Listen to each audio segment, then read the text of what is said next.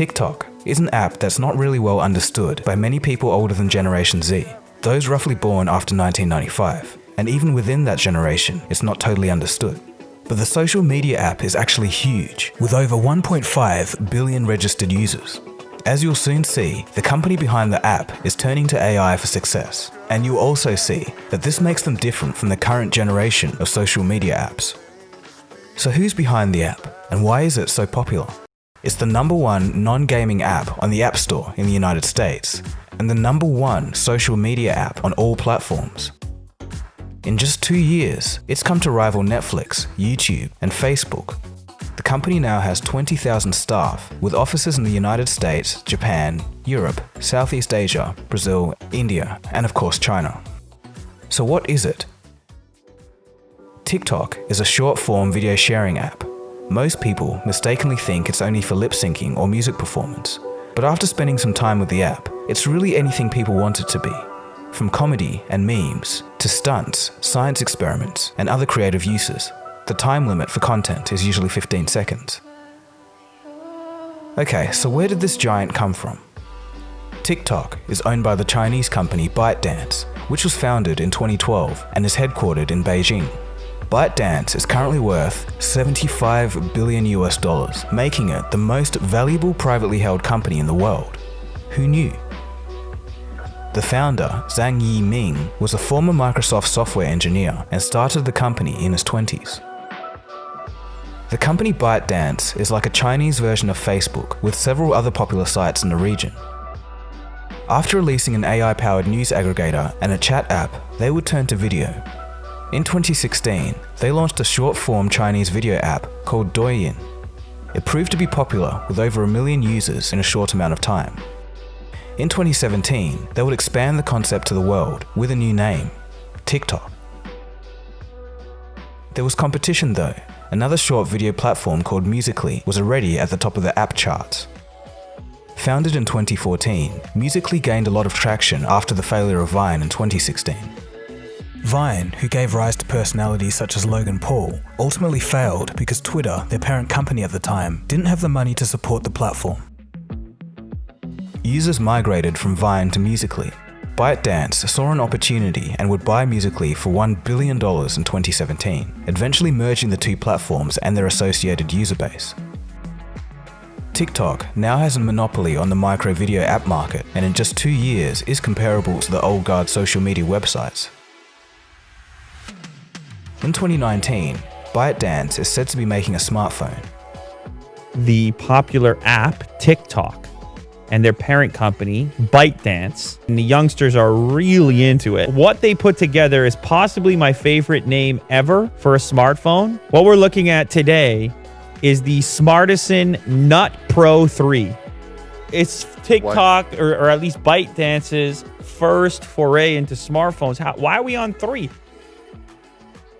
And behind the scenes, TikTok may be looking to turn to news. The company recently bought a French news company, and they also have a stake in a Los Angeles news company.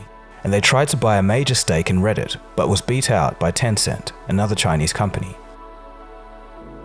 ByteDance also has an AI tool capable of taking over 5,000 different news sources and creating a personalized 400-word news article for a reader in just 2 seconds.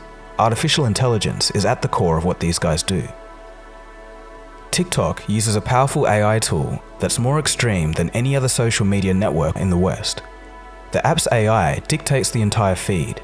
The more you use it, the more it learns what you like.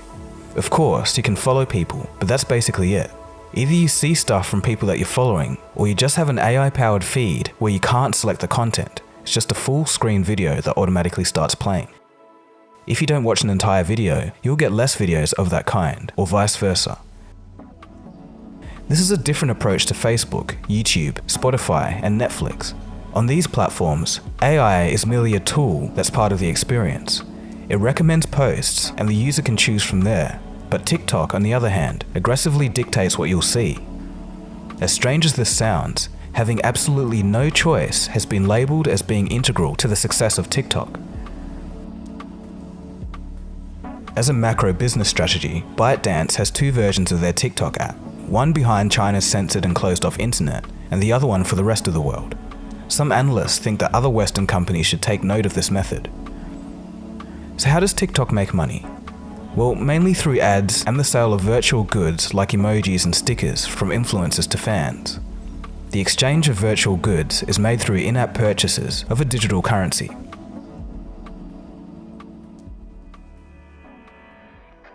The poorer and rural areas of China and India have been augmented by this app, with homegrown content popping up everywhere. In fact, 25% of downloads were from India, which just came online in a meaningful way in the past couple of years thanks to the Jio network by Reliance. The song Old Town Road by Lil Nas would gain popularity thanks to TikTok and its suitability for memes.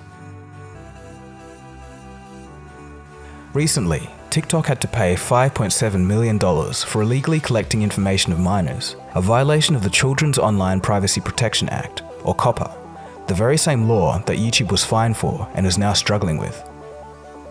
Some have raised concerns over the Chinese origins of the app. Mark Zuckerberg famously spoke out against it. Every country outside of China has been defined by American platforms with strong free expression values. A decade ago, almost all of the major internet platforms were American. Today, 6 of the top 10 are Chinese.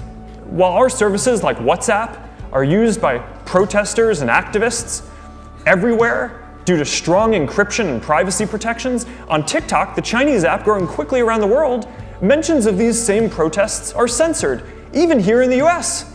Is that the internet that we want? So this is one of the reasons why we don't operate Facebook, Instagram, or our other services in China. But many other news outlets think the same. Wick, good morning. Several lawmakers are raising concerns about what the app could be doing with users' personal information and whether the app could pose a national security risk. We are also getting some news on TikTok. What's the latest there?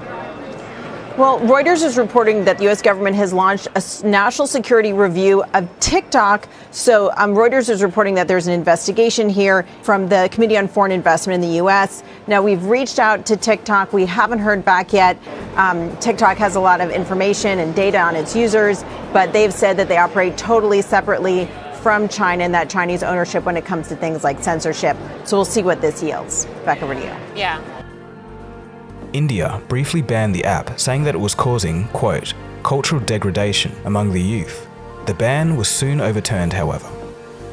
To finish off, one more fact. The biggest TikTok star is Lauren Gray, with 33.7 million followers. I have no idea who she is, and it just goes to show that I'm behind the curve on this one.